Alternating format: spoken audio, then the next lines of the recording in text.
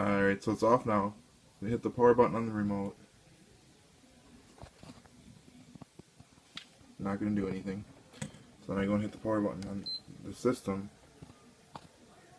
Nothing. Clicks a couple times, blue light comes on.